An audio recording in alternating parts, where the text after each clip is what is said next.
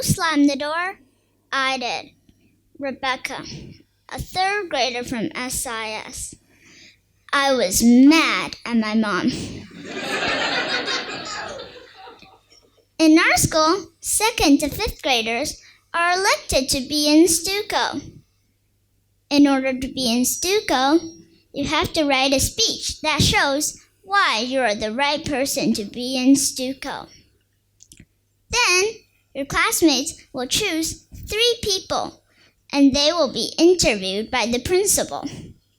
The principal then chooses 1 person as the class representative. I wanted to be in Stuco ever since some of my friends did it last year. But 11 people in my class, including me, want to be in Stuco this year. And only one of us could win. There is 2 ways you can show your speech: on Flipgrid or live in class. I watched some of my friends' videos on Flipgrid, and I thought they were really good. I thought I couldn't make a speech that would get more votes than them. So I told my mom that I didn't want to do this. And she was mad at me for giving up so easily, and she said I had to write a speech. At that moment, I knew my mom didn't get how much pressure it was. So I ran back to my room and I slammed the door. Well, Mom, you forced me to write a speech. So I wrote this.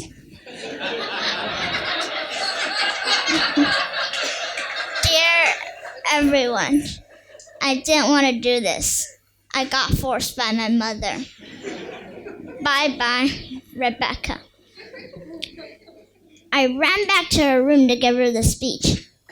And then I slammed the door of my room again. When I was in my room, I started to think if giving up was the right choice. Because if I gave up now, that means there was no chance at all. But if I didn't give up, there was still a bit of possibility that I could get in. A person with a growth mindset would think in this way. So I started to write a speech, my real speech. When the teacher announced who was going to be interviewed by the principal, I heard my name. I was so shocked. But very soon, I started to be nervous. Because usually, when you're interviewed by the principal, it's because you're in trouble. But Mr. Catabar, the principal, just asked me a few questions. And then I could go. I was starting to get more confident. For the next few days, I wanted to know so badly if I was in or not. Finally, at the Friday assembly, I knew I was in. I was so pleased and surprised. At that moment, I realized that challenges can help me grow. Also, my attitudes and efforts can determine my abilities. Now, I have been enjoying a lot in our Stuco meetings and events. I am just 9 years old, and I have a growth mindset. I don't give up. Do you want to have a growth mindset? Let me share 4 ways with you. Number 1, think on the positives, like I did in my room. I took efforts so I can enjoy a lot being in our Stuco meetings and events.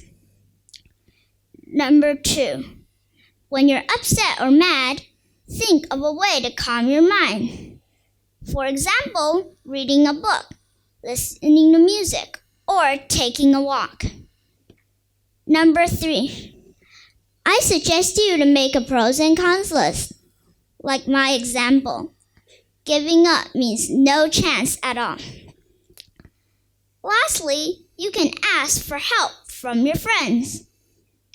For example, I learned from someone in the student innovation team that trying new things is fun. It's not difficult to have a growth mindset. Even me, a third grader, can. So come join me and open the door to a wonderful life. And have fun. Thank you.